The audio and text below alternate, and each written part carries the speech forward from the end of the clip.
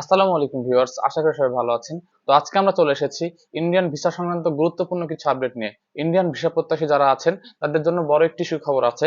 সেটি হচ্ছে Indian high commission থেকে প্রকাশিত একটি নিউজ আমরা আপনাদের সঙ্গে শেয়ার করব, যেটির মাধ্যমে আপনারা বুঝতে পারবেন যে পরবর্তীতে কি ধরনের কার্যক্রম তারা শুরু করবে।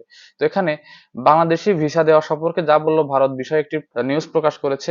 ভিসা না পাওয়ায় গত 26শে আগস্ট রাজধানী ঢাকায় ভারতীয় ভিসা সেন্টারে অসংখ্য ভিসা প্রত্যাশী বিক্ষোভ করে। স্লোগানে স্লোগানে তারা বলতে থাকেন, এক দফা এক দাবি, ভিসা চাই ভিসা চাই, ভারতের দালালরা হুঁশিয়ার সাবধান, ভিসা দে নইলে টাকা ফেরত দে, এ ধরনের বক্তব্য তারা পেশ করে। যার পরিপ্রেক্ষিতে তারা পরবর্তী কর্মদিবস থেকে ঢাকা আইব্যাক সেন্টার বন্ধ ঘোষণা করে। এখন পর্যন্ত সেটা বন্ধ হয়ে আছে, তবে আশা করা যায় খুব দ্রুতই সেটা খুলবে।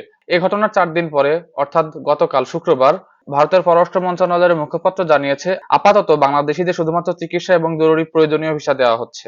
তার মানে ভিসা দেওয়ার কার্যক্রম তারা শুরু করেছে, এখন পর্যন্ত প্রসেস হয়নি। খুব দ্রুতই তাদের পাসপোর্টগুলো অলরেডি দেওয়া আছে, তারা ভিসা সহকারে পাসপোর্ট পাবেন। আর যারা আবেদন করতে চাচ্ছেন সে বিষয়ে তারা জানিয়েছে যে যখন পরিস্থিতি স্বাভাবিক হবে তখন পুরো মাত্রায় ভিসা প্রদান শুরু হবে এবং আবেদনগুলো নতুন পরিমাণে শুরু হবে। তবে আশা করা যাচ্ছে, আমি যতদূর নিউজ পেয়েছি হাই কমিশন থেকে, সেখান থেকে আমাকে জানিয়েছে খুব দ্রুতই অর্থাৎ আগামী 2 থেকে 3 দিনের ভেতরেই তারা মেডিকেল ভিসা এবং ডাবল এন্ট্রি ভিসা শুরু করবে। আশা করা যাচ্ছে পরিপূর্ণভাবে না হলেও আংশিকভাবে তারা ডাবল এন্ট্রি এবং মেডিকেল ভিসার কার্যক্রম শুরু করবে, যাতে রোগী এবং যাদের এম্বাসি ফেস অথবা অফিসিয়াল কোনো কার্যক্রম আছে তারা সেগুলো খুব দ্রুত এবং খুব সহজে সমাধান করতে পারে। আপনারা সবাই জানেন বাংলাদেশ থেকে ডাবল এন্ট্রি ভিসা নিয়ে সবাই এম্বাসি ফেস করার জন্য যায়। ইউরোপের বড় বড় যে কান্ট্রিগুলোর এম্বাসি ভিএফএস বলেন সবগুলাই কিন্তু ইন্ডিয়াতে, বাংলাদেশে কোনোটাই নেই। যার ফলে বাংলাদেশ থেকে প্রচুর পরিমাণে ভিসা প্রত্যাশী যারা আছেন, ইউরোপের ভিসা প্রত্যাশী যারা আছেন, তারা ইন্ডিয়াতে যে তাদের এম্বাসি ফেস করেন এবং ভিএফএস গুলোতে তাদের ফাইল জমা দেয়। যার ফলে ডাবল এন্ট্রি ভিসা বাংলাদেশিদের জন্য একটি গুরুত্বপূর্ণ ভিসা। অনেক বড় বড় বাজেটের কার্যক্রমগুলো সাধন হয়।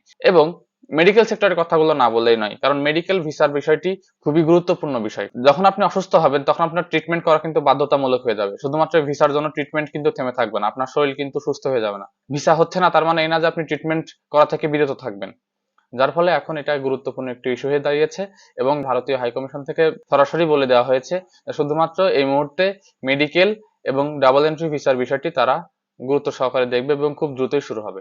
আশা করি বুঝতে পেরেছেন। পরবর্তী আপডেটের জন্য আমাদের সঙ্গে থাকুন। আল্লাহ হাফেজ।